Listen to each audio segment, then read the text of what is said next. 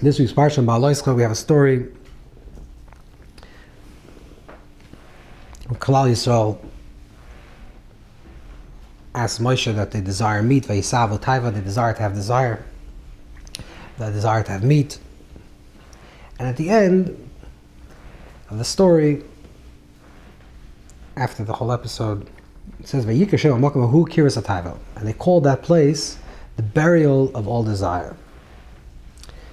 So the Degel Machan Ephraim, the grandson of the Baal Shem Tov, brings down in the name of his grandfather.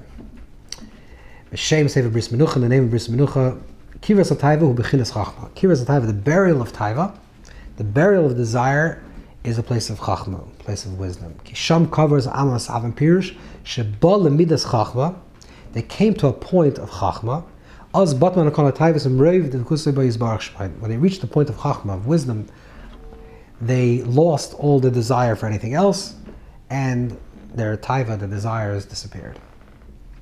Let's understand what this means. So, Kiras HaTaiva, the burial of desire, is connected to Chachma. What is Chachma?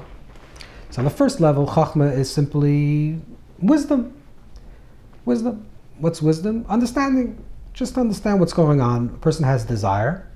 Whatever the desire for is, a desire for a new car, a desire for a new situation, a new job, whatever a person desires, a person has a desire for something. And that's because you're dealing with a reactive, emotional space, and you have this desire. Then your rational self kicks in. Your chachma comes, and your chachma says, your rational says, nah, you don't really need this desire. What are you chasing this thing? Why are you chasing money? Why are you chasing power?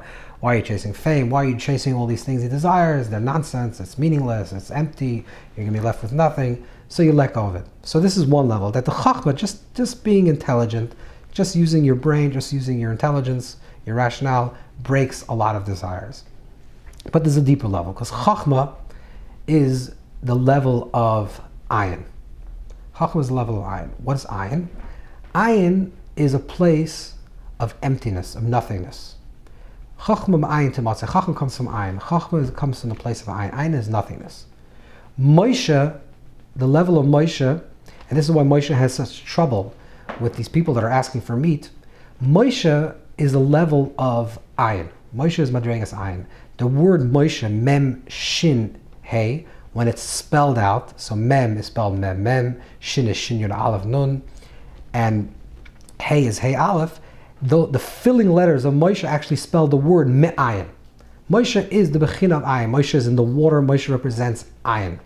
Ayin is someone that's devoid and empty of all taiva, of all desire. That's why Moshe appropriately, in the narrative, Moshe is parshman ishta, he leaves his wife. When they come to complain and say they want meat, and basar has many different connotations, what the word meat means. Moshe says, ma'ayin li basar. Ma'ayin li basar is, I'm ayin, so how can I produce meat? Moshe doesn't say, when they come and say, okay, what are we doing to split the sea? Moshe says, splits the sea. Moshe doesn't wonder how we're going to bring blood or frogs or lice into Mitzrayim. Moshe does what he has to do, because that's what Hashem told him. But when it comes to asking for meat, the people come and ask for meat. Moshe says, ma'ayin li basar. How could I produce meat? Why does Moshe ask this question only for meat? Because Moshe is saying it is from the place that I am at. I'm now in a bechina of ayin. I'm now on the level of ayin. And on the level of ayin, there's no more flesh. There's no more desire. So I cannot produce meat. You're asking the wrong person. I can split seas. I can bring down frogs and blood. I can do all these magical tricks. I can bring down all these miracles in this world. But I can't produce basar because I don't have basar anymore. I don't have flesh. I don't have desire anymore. I'm bechina of ayin. Bli Yetzirah. I don't have a Yetzirah. I don't have any desires for physicality. I don't have any desires for the flesh. This is the bechina of ayin. Now, this is what Klal Yisrael wants. Klal Yisrael says, "Vayisavu Taiva." Klal Yisrael says, but we want taiva. We want to have desire. So they reach a point of chachma in the desert where it's ayin li basar. They reach a point in the desert where it's kiras taiva. They bury the taiva. They bury the desire for flesh, the desire for meat, with all the connotations what meat represents. Then the story continues that it says that when Hashem will widen your passageways, your boundaries, then you should eat meat.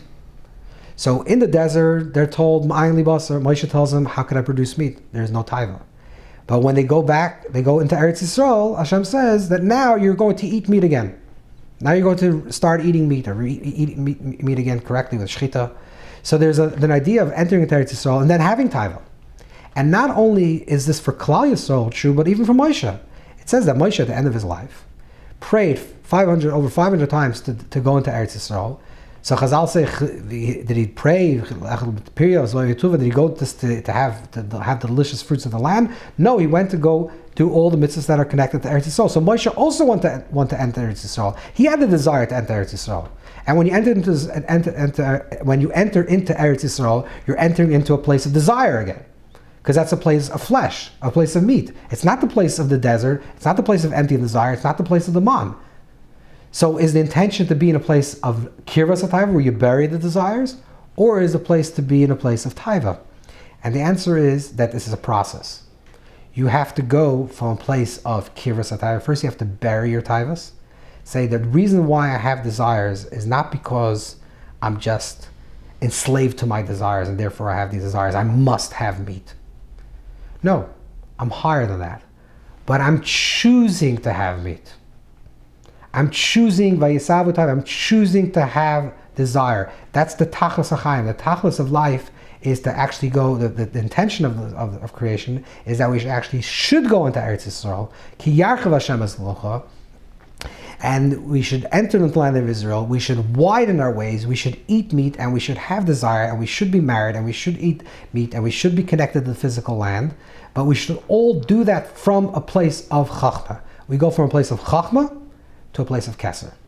From a place of chachma, where it's the kirvat time, where we bury all the taivas, where we bury all the desires, until we get to even a higher place, which is from the place of kirvat time, where we bury the desires of chachma, we go to a place of keser, where now we're choosing to have the desires because that's what Hashem wants from us. Hashem wants that we should have a yetzer. Hashem wants that we should have a desire. Hashem wants that the world should function. In fact, the Chazal tell us that when they killed the Yetzer Hara of Aroyas, when they killed that desire, that the eros of creation, it says there wasn't a fresh egg to be found in the world. Everything went dormant. Everything went stale. Because that's creation. Hashem wants us to be in the place of creation, but a place of kirvas taiva. We have to go from the place of Moshe into the place of Yeshua. From the place of the desert, where we buried our desires, we didn't eat meat, we ate specifically man, connected to Chachma, all the way into the place of Keser, where we go back into the world, back into the physical world, and we have desire, but not from a place that we have to, but a place because we could, and we choose to have it because that's what Hashem wants from us.